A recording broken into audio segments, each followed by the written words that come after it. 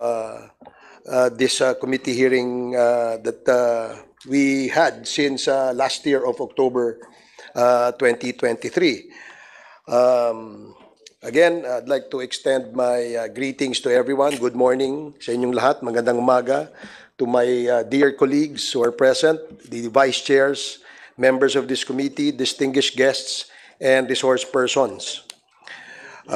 For the information of everybody, this is our 8th hearing on the matter of the illegal drug smuggling in Subic Port and brought to Mexico, Pampanga, in the warehouse of Empire 999 Corporation, a predominantly Chinese company owned by Chinese nationals masquerading as Filipinos. Today, we shall try to untangle the web of overlapping incorporators in several corporations with seeming ties to Empire 999. For the record, the incorporators of Empire 999 have been repeatedly invited, but none have honored the committee's invites. We have issued subpoenas to a lot of these incorporators, and if they are not present today, this committee will cite them in contempt, and the warrants for their arrest will be issued by the House of Representatives.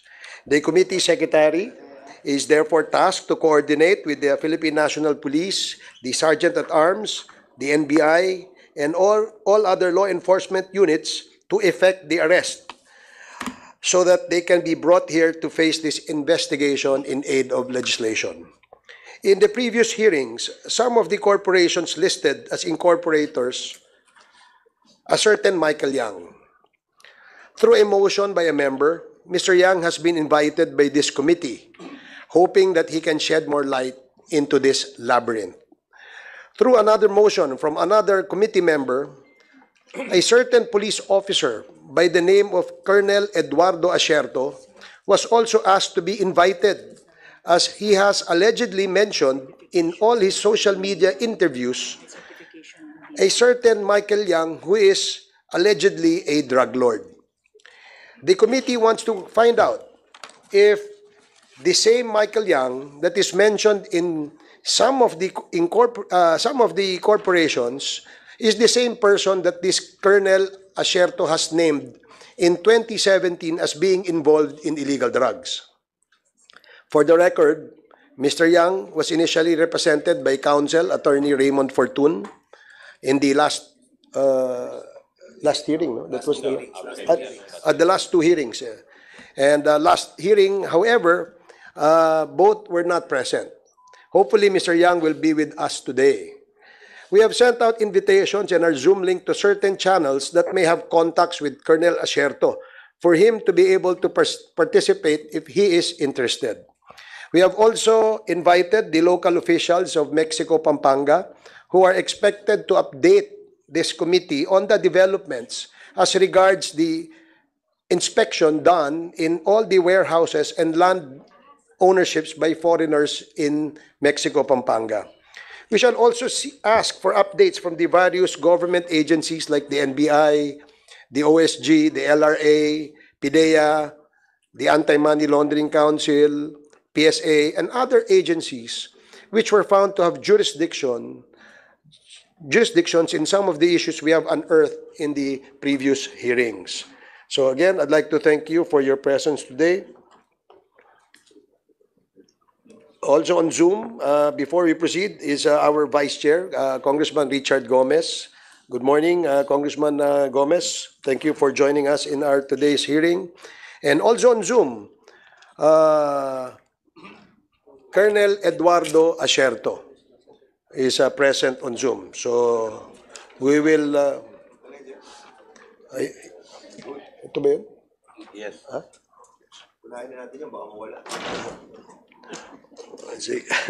So again, we hope that we can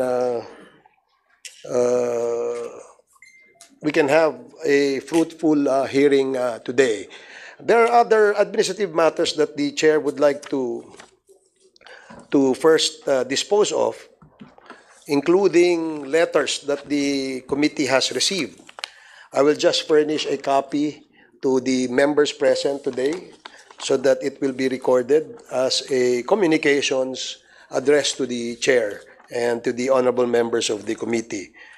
So without further ado, we will now proceed with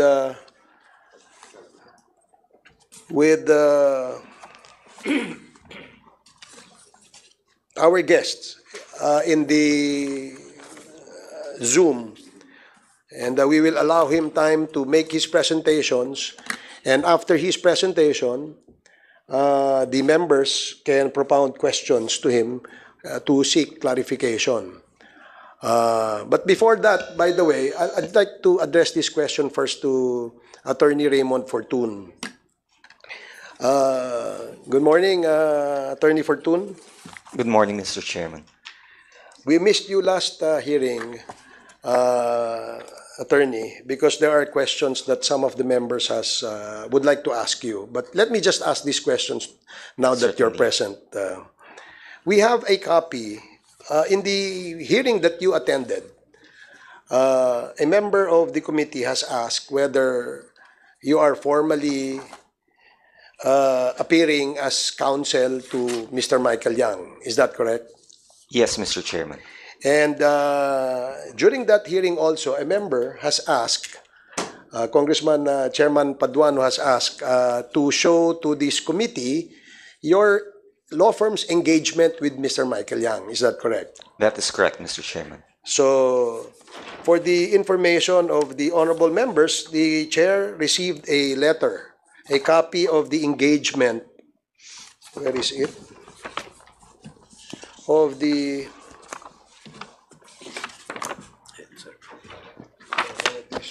kay Mr. yung attorney kay Attorney Fortun. No, yung kay Attorney Fortun. Yeah. Asan na yun?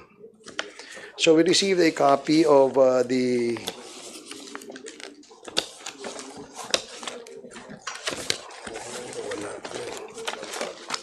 nandito lang kanina. Where's the copy of the contract sent by Attorney Fortun?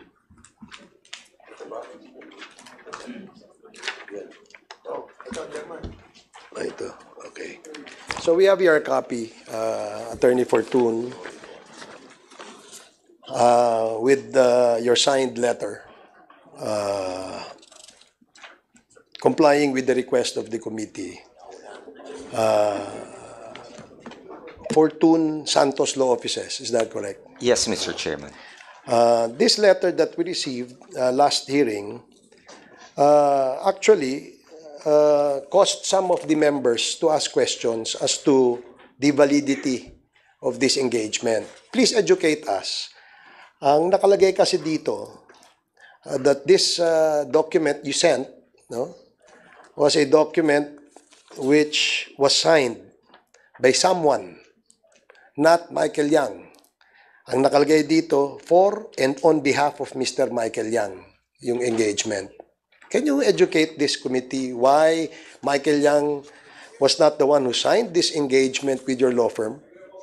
We were contacted by the representative of Mr. Michael Yang, Mr. Chairman, whose name is in the contract, and as a result thereof, he was the one who, I presume, duly authorized, who signed the contract with us.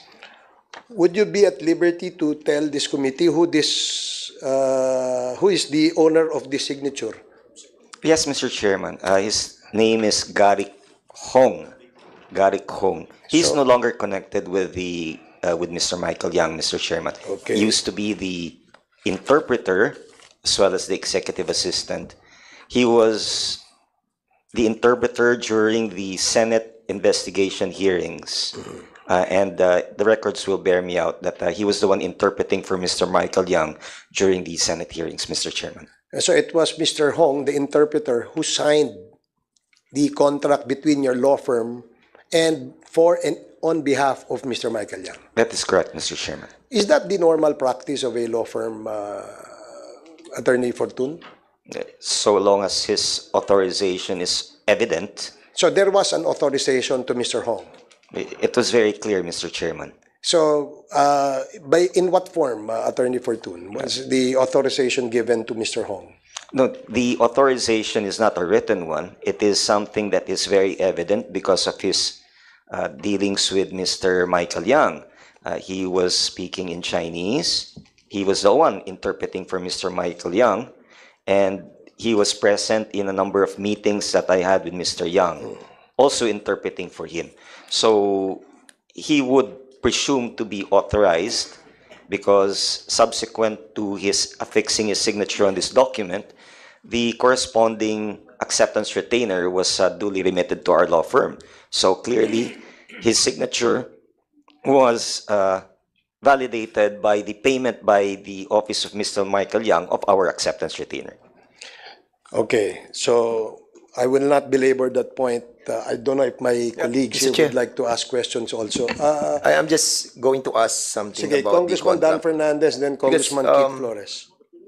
It is written in this conformity that it was signed September 5, 2021. That is correct, Mr. So Chairman. the contract with Mr. Michael Yang and your law office still exists. That is correct, Mr. Chairman. Okay. Kasi naguluhan lang ako dahil nga September 5 pa tong 2021 that was confirmed by this signature. Ayun na po tanong ko, Mr. Chair. Thank you so much. Thank you, Thank you, Congressman thank you, Mr. Fernandez. Chairman. Congressman Flores, you're recognized. Mr. Chair, I'm just gonna follow what Congressman Dan Fernandez was asking about. Attorney Fortune, you said that the person who signed this contract was no longer connected with Mr. Michael Yang. That is correct, Mr. Chairman. Good morning. So, how would you treat the engagement if the person who signed the engagement letter is no longer representing Michael Yang, yet you appeared before our committee using the same authority that was signed by the person who's no longer connected? Well, the engagement, Mr. Chairman, was way back in September 5, 2021, when that person was still connected with the company.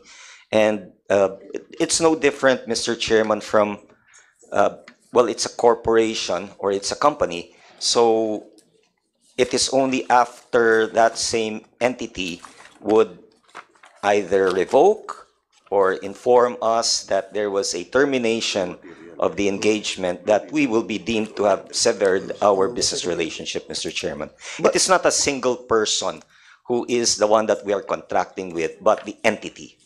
Yes, sir, but the document would say that the signature was for and in behalf of Mr. Michael Yang, not the corporation. Correct, Mr. Chairman. That is why precisely the entity here is Mr. Michael Yang himself. The person who affixes his signature on the document is his representative. If he is severed from the company, then the only one who can also revoke our engagement would be Mr. Michael Yang himself or the new representative, Mr. Chairman. But did that just contradict your previous statement that it was the corporation that engaged the interpreter? If you will take a look at the contract, Mr. Chairman, it speaks of our engagement by the Piley Holdings as well as some other corporations. Yes, I'm looking at it, and it also specifically states that it is for the ongoing Senate Blue Ribbon Committee. This is a different committee, and this is a different house.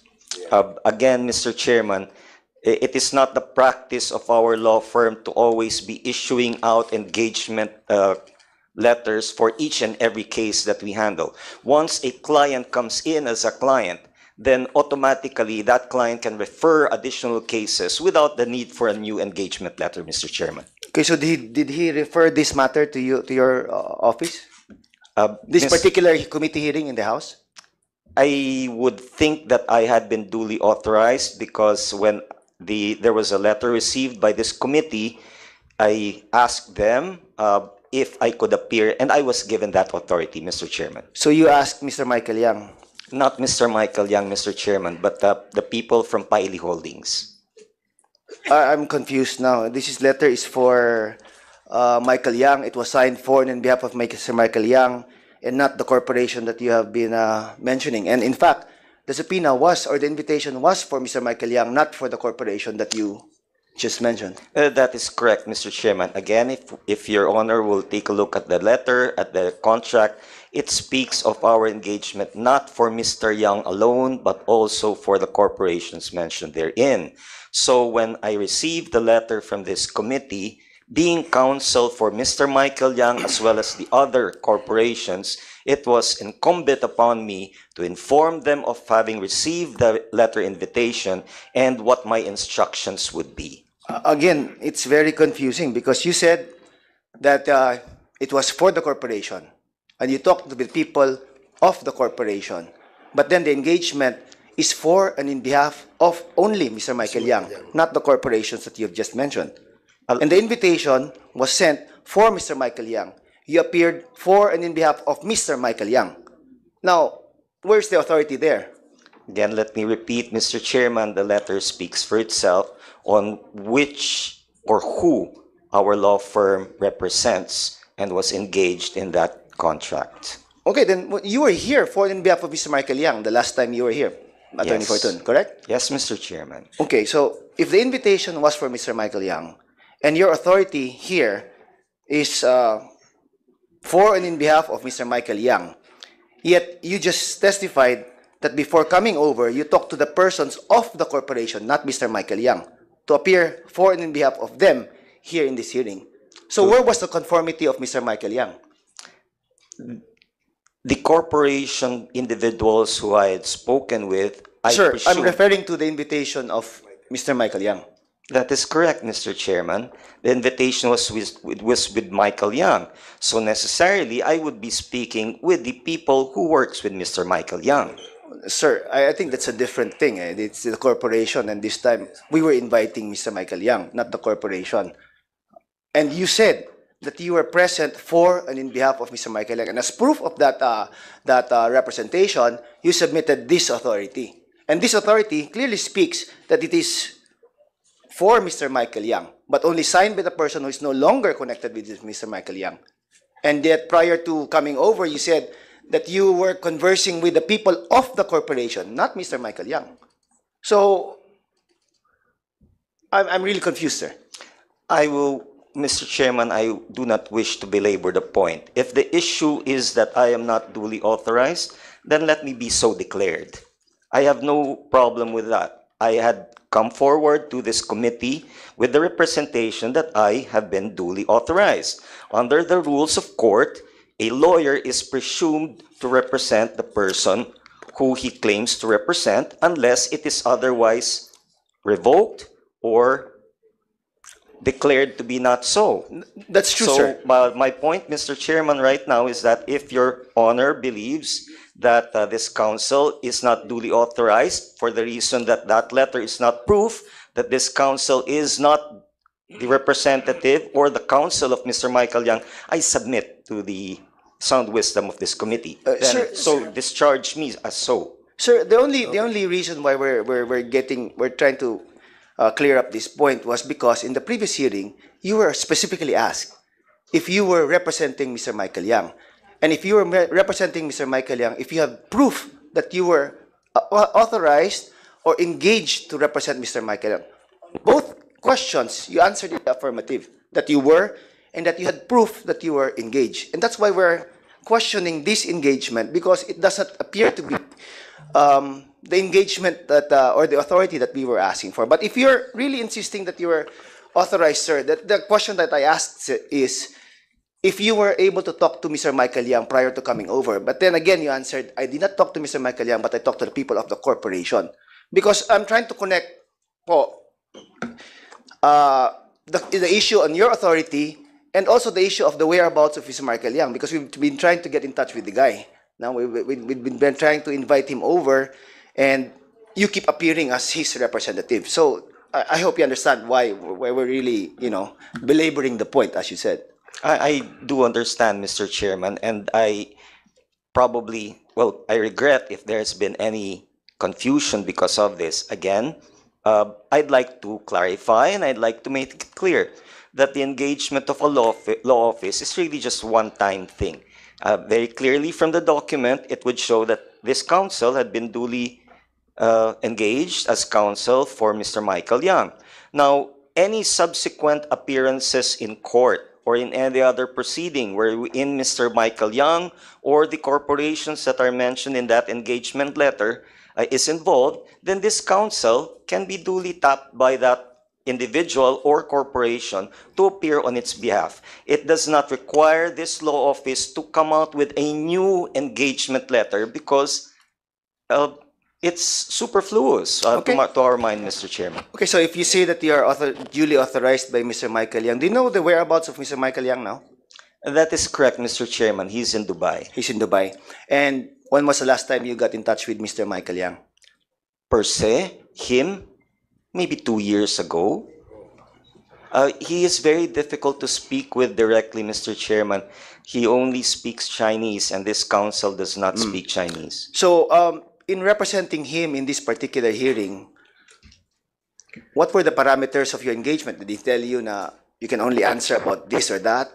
Kasi it would be useless for you to appear and here and say that you were properly authorized to appear without you having been in touch with your principal and coordinated with him what possible answers you would be allowed to give to this committee. Mr. Chairman, during the first time that I appeared about a month or a month and a half ago, I had made it very clear as well that the only reason that this council appeared was because the letter invitation to Mr. Michael Yang was sent to our law office instead to him directly.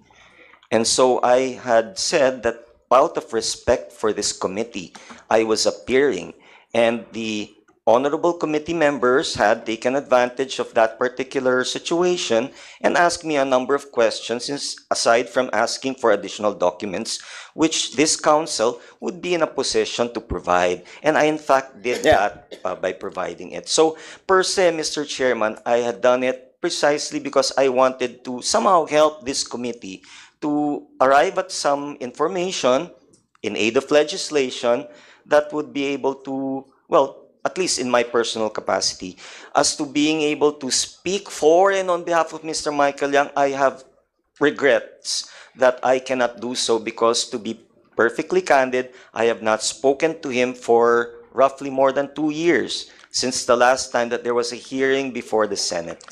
Sir, wouldn't it have been more prudent on the part of you acting as a lawyer of Mr. Michael Yang to try to get in touch with him because you've received already 2 invitations before this committee and it refers to his dealings prior to, prior to the last time you talked to him 2 years ago. So, at least man lang be updated on what has been happening or the probable questions that may be asked before this committee. Because you claim that you are still representing him, that the engagement is still ongoing.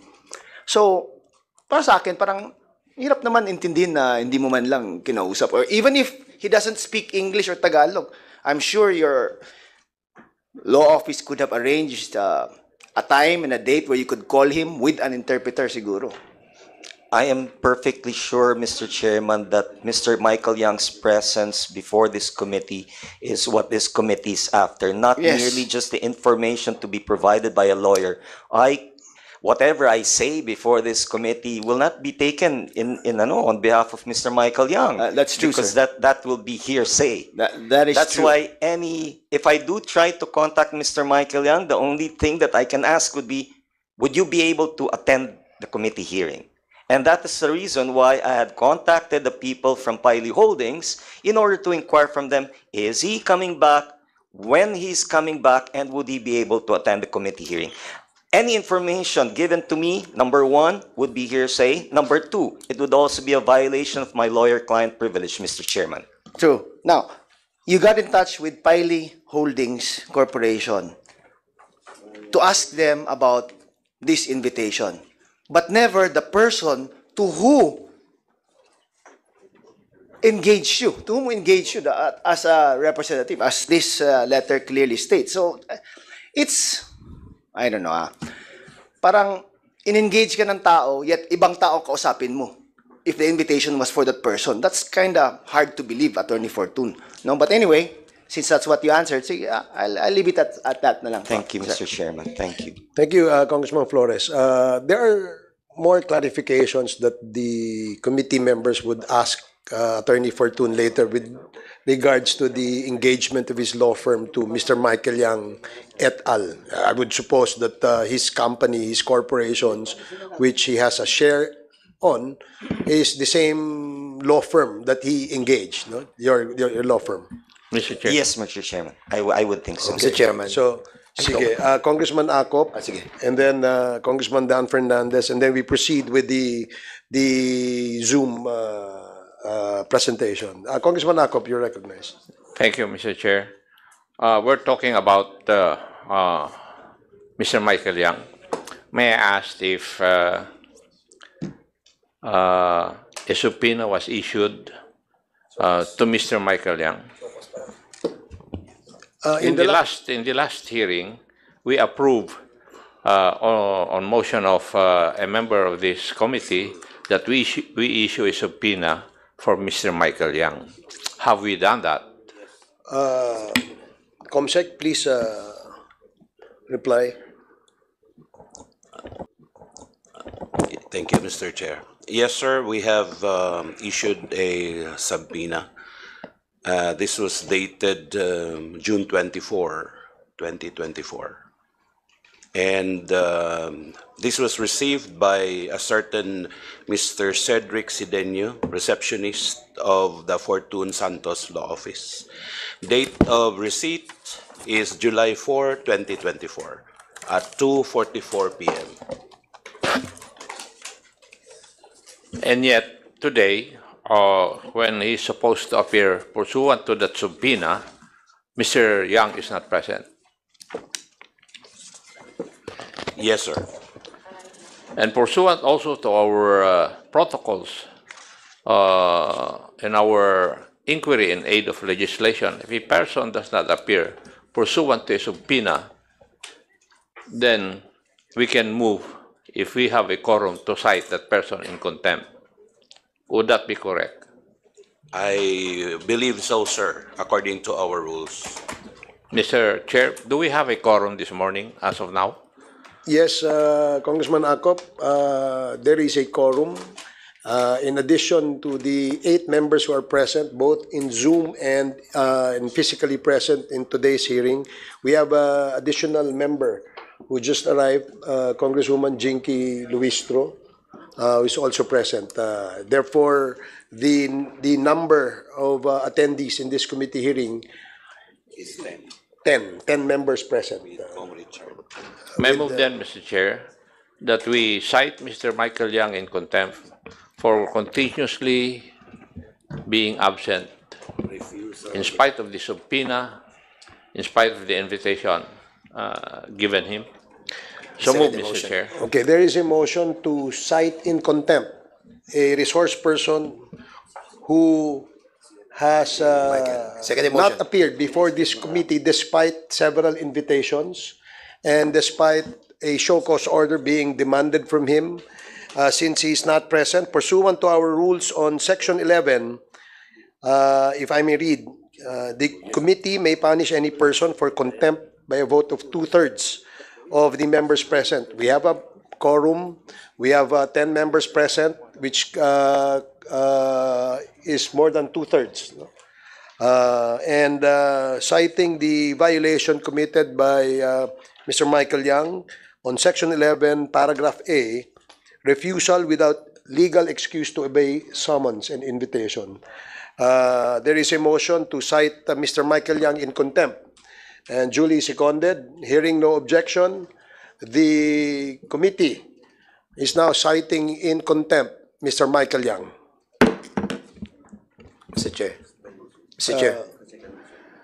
Congressman Dan Yeah. Fernandez. Mr. Chair, I think let us not belabor Mr. Attorney Fortune of his presence on our hearing anymore. Since according to him naman that his client, Mr. Michael Yang, is not in contact with him for 2 years already. And I think Mr. Michael Yang is not interested on trying to contact his lawyer. So I think the presence of Attorney Fortune here is not needed at this point of time. So, Mr. Chair, I move that we excuse Attorney Fortune. Mr. Chairman. For that matter. Okay, before we rule on that motion by Congressman Dan Fernandez, Congressman Paduano. Thank you, Mr. Chairman. Anyway, Mr. Chairman, before I make a manifestation with regards to the statement made by Attorney Fortune. Mr. Chairman, the first The first motion was already approved, citing in contempt Mr. Michael Yang. So we have to move for another motion for how long and where to detain Mr. Michael Yang. So with that, Mr. Chairman, I move that we detain Mr. Michael Yang for 30 days. And same as in the case of Mayor Ponsalan, he was cited in contempt and was detained in Bicutan, Mr. Chairman. So move, Mr. Chairman. Okay, before I rule again on that, let me dispose first of the first motion by Congressman Dan Fernandez. His motion is to excuse the counsel appearing for and on behalf of Mr. Michael Yang. Mr. Chairman. Since we will not be anymore asking questions to him, so there is a motion to excuse Mr. Attorney Raymond Fortun in our today's hearing. Hearing no objection, duly seconded. Before I second the motion of Chairman Dan Fernandez, as I've said, I just make a short manifestation with regards to the statement made by Attorney Fortun. Kasi, Mr. Chairman, Attorney Fortun is claiming to represent Michael Yang, but he never talked, he never seen the subject of this investigation for 2 years. How can represent a person without talking? No. Now, the authority that was given to him, sabi niya nga, Michael Yang, but of course, he talked to the members of the corporations, representing Paili Holdings Corporation. Magkakasunugan na to. Kasi, if I will ask, Attorney Fortun, are you of liberty of telling the, testifying this committee, who are those people in this corporation that you have submitted to us?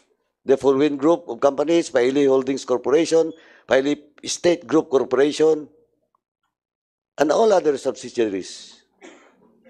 Mr. Chairman, I can duly inform you that the person who I tried to reach was via a cell phone, and that this is the cell phone of the legal department of Paili Holdings. Yun na naman, legal department. Anyway, Mr. Chairman, I will not be labor on that. So I second the motion of Attorney Dan Fernandez to excuse Attorney Fortun in this particular hearing.